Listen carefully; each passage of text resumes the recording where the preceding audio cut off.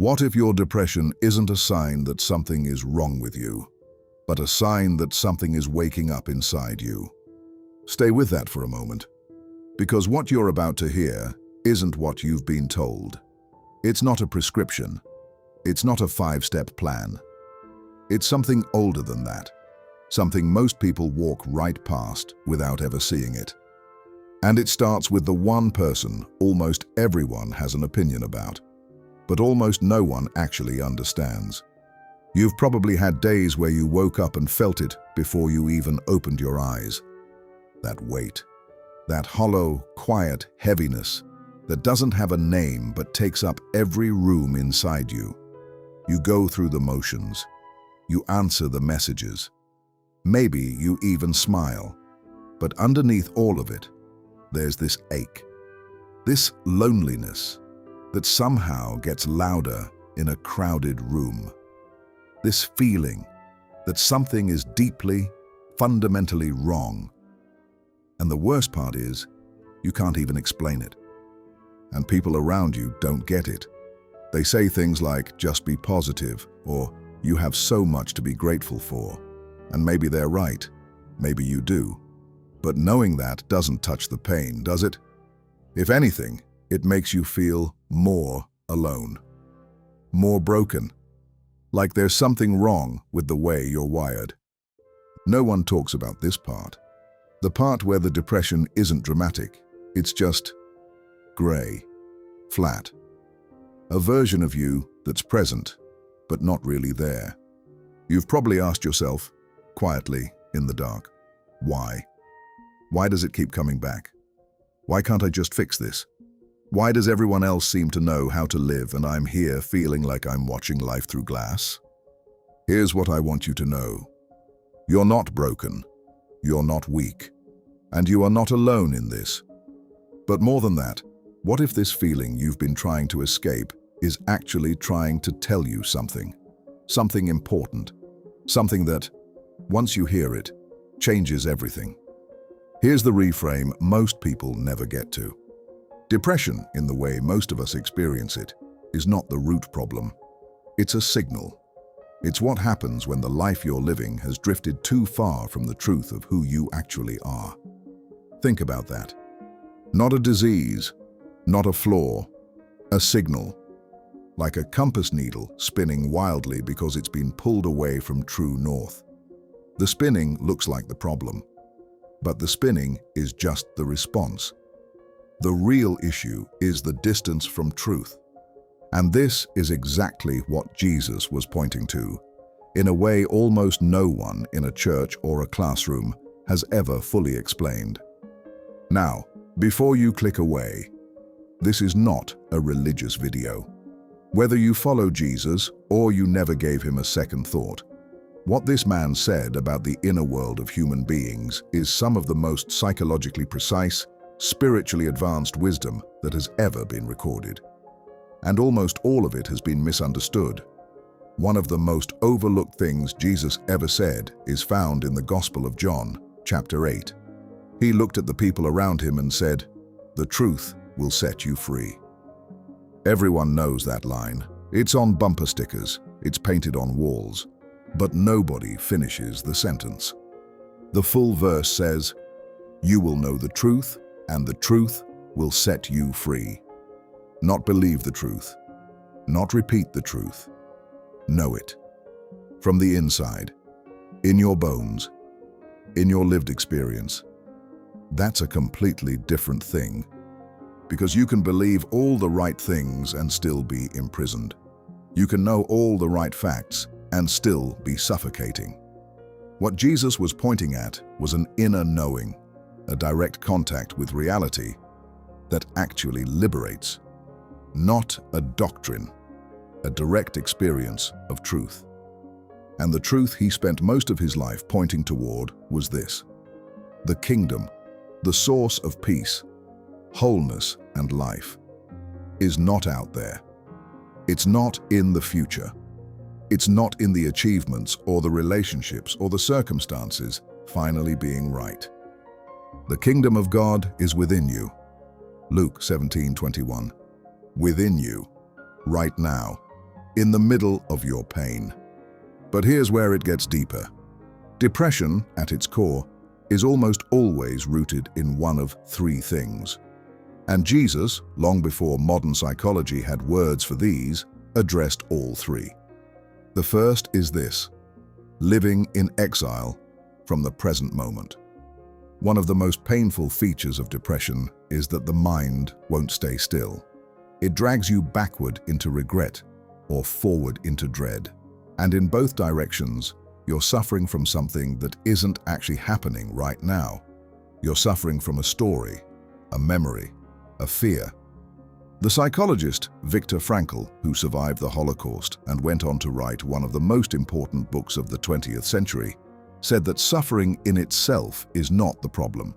The problem is suffering without meaning. When pain has a purpose, it becomes bearable. When it feels random and endless, it crushes the soul. Jesus said something remarkably similar. He said, "Do not worry about tomorrow, for tomorrow will worry about itself." Most people hear that as spiritual advice for anxiety. But look closer. It's an invitation back into the present, into now. Because now is where life actually lives. And depression very often is the result of a mind that has abandoned the present so completely that the body starts to shut down in protest. The second root: disconnection from truth about yourself. Depression tells you stories, constant, quiet, corrosive stories. You're not enough. You're too much. You're behind. You're invisible. You've wasted your life. Nobody really sees you. And the brutal part is, the longer you believe those stories, the more evidence you find for them. The mind is a meaning-making machine. Whatever you believe, it confirms. But here's what most people miss. Those stories are not you. They are thoughts arising within you, like clouds passing through the sky.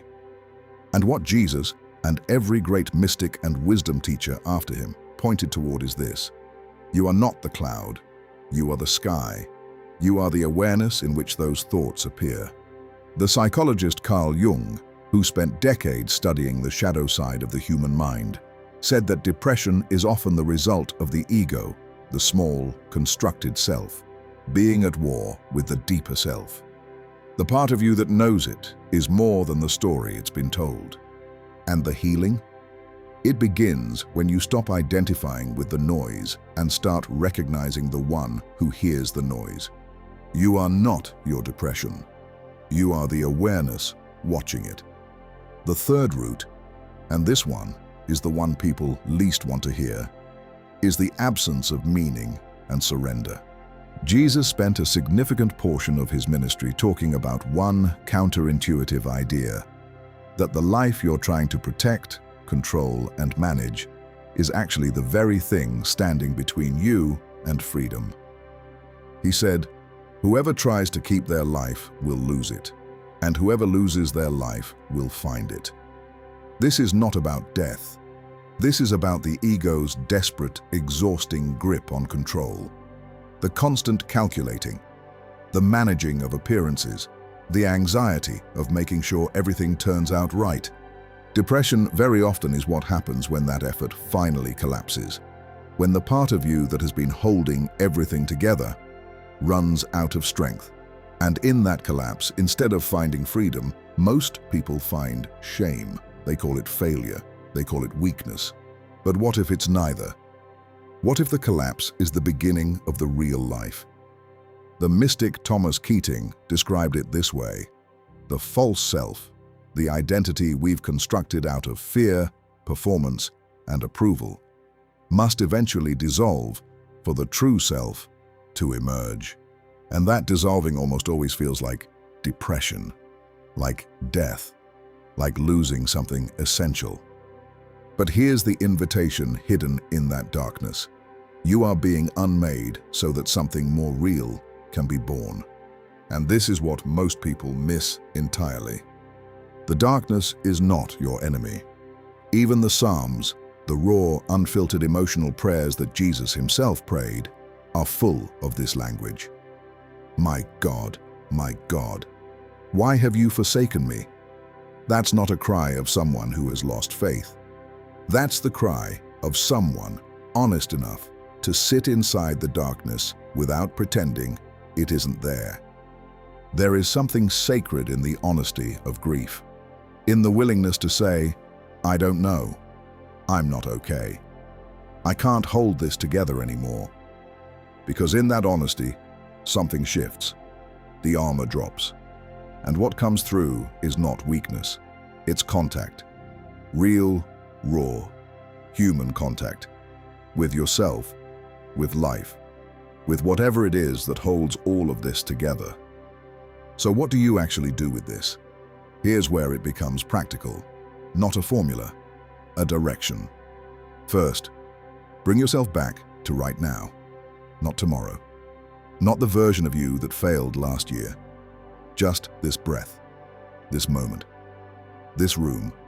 Depression lives in time. Presence lives outside it. Every time you notice your mind has left the present and you gently return, that is not a small thing. That is the practice. Second, begin to separate yourself from your thoughts. When the voice says you are worthless, don't argue with it. Don't believe it. Just notice. There is a thought. And there is the one who is watching the thought. You are the watcher. You have never been the thought. Third, stop fighting the darkness. This is the hardest one. But the energy you spend trying to outrun depression is energy that could go toward understanding it. Ask it, what are you trying to show me? What truth am I not willing to face? What part of me needs to be seen? Depression almost always carries a message. And when you stop medicating it into silence long enough to actually listen, something profound begins to move. Here is the transformation I want you to feel. What you have been calling your brokenness might actually be your sensitivity, your depth, your refusal to live a shallow life in a shallow way. Highly sensitive people, people who feel everything deeply, are the ones most prone to depression. And they are also the ones most capable of extraordinary compassion, creativity, and connection. Your pain is not a punishment, it's a portal. And every teacher, mystic, artist, and truth seeker who has ever lived has walked through a version of what you're walking through right now. The dark night of the soul, as St. John of the Cross called it. The mystic's descent into darkness before the emergence into light. You are not behind. You are not broken. You are in the middle of something that has always been part of the journey toward wholeness. So let me leave you with this. The truth that sets you free isn't a belief system. It isn't a perfect theology or a motivational quote. It's the quiet, steady recognition, felt from the inside, that you are more than the weight you carry, more than the story your mind tells about who you are, more than the worst day you've ever lived. You are the awareness behind all of it. Vast, still, unbroken. Even now. Especially now. And that awareness, that presence, is what every great teacher in human history has been pointing toward. Jesus called it the kingdom within. The Buddhists call it the original mind. The mystics call it the true self. The psychologists call it integration. But you don't need a label for it. You just need to stop for one moment and recognize that the one who is reading these words, the one who feels the ache, the one who is searching for something real, that one is already whole. If this reached something inside you, you don't have to say anything. Just sit with it. Let it settle. But if it moved you, if something in here felt like a truth you've always known but never had words for, leave a comment. Tell me what shifted. Because Someone else is going to read your words and feel less alone too. And if you want to go deeper, there's more, much more. Subscribe, and we'll keep walking this road together. You're not as alone as this world has made you feel. Not even close.